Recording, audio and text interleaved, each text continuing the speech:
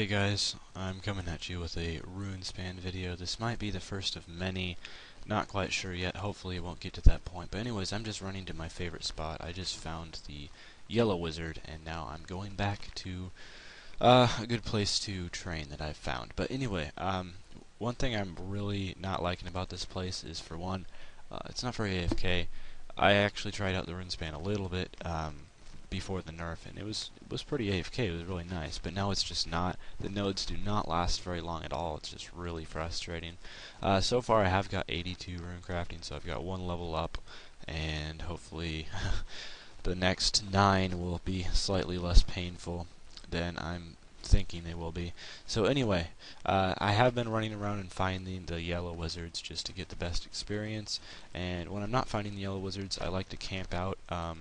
There's 2 islands on like each side that I found to be pretty useful. So obviously if I find like a nebula, I'll just siphon that really fast. Even though the nebula doesn't give big XP drops, the reason why it's such a good experience is because well, it's not working out too well for me right now, but it's very consistent. Like, you don't fail very often in the nebula compared to higher level nodes such as like a jumper or a blood pool or something like that. So nebulas are pretty nice, but where I like to camp out is actually just it's a bit farther south of here. I'll just run there now.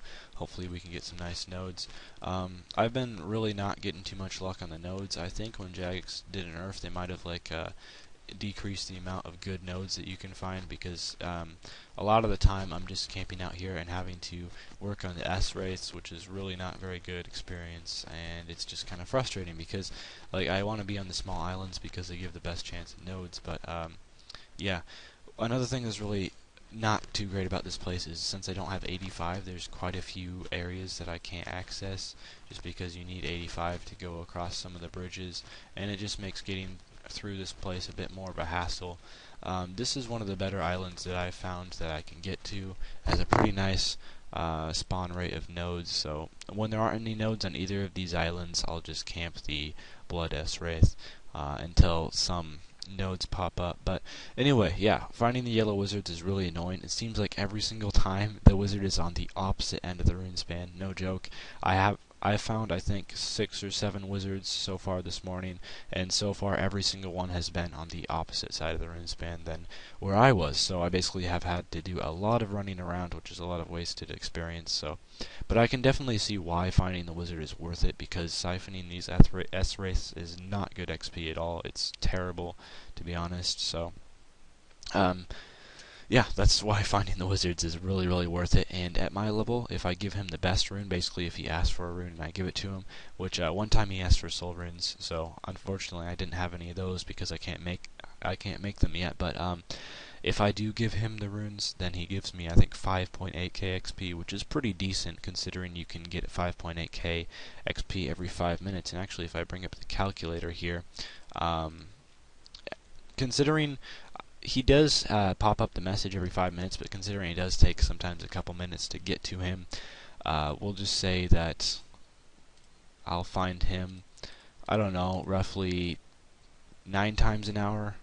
8 times an hour sounds pretty fair. So at my level, I'm getting about 45k XP an hour from the just finding the yellow wizard alone. So that's like half my XP just from finding the yellow wizard. So that's really why it's worth it. And also, I think finding the yellow wizard, basically just running around the different platforms and stuff, is a lot more fun than just standing on an island siphoning these S-Wraiths.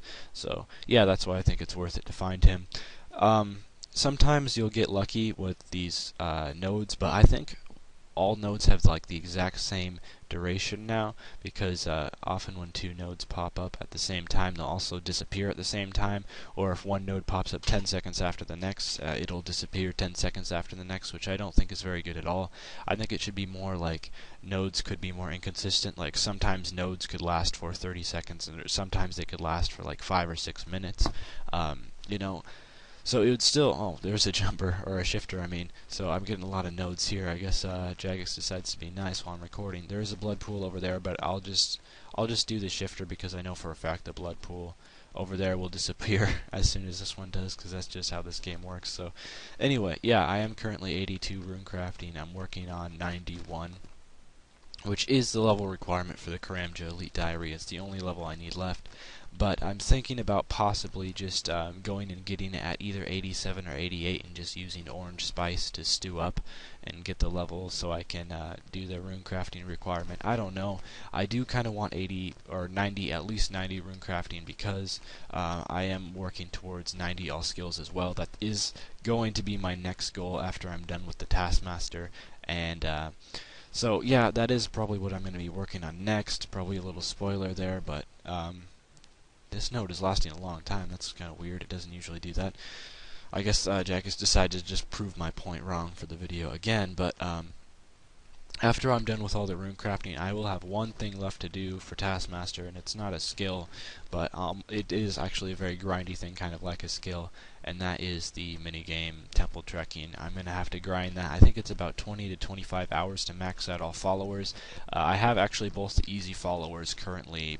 I think they're about level 90 or so, both the easy ones, and that's because I just did some temple trekking a while back. I don't remember why I was doing it. I think I had to do it for a quest, and then it was just kind of fun, so I kept doing it.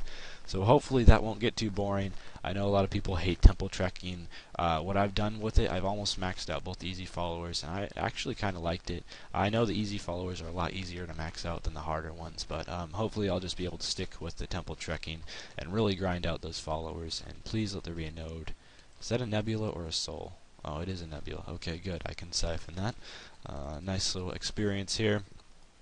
So rune crafting, it's not the best, but I have been watching some guides on it just so I can not be quite so fail, and hopefully I'll be able to get this thing over with as soon as possible. It is really nice to camp these two little islands. There's also a nice little spot on the other side of the Runespan. It just depends, like if I have to find the yellow wizard and he puts me over at the other side of the Runespan, when I do find him, then I'll just head towards that spot. But this is my favorite, these two islands right here.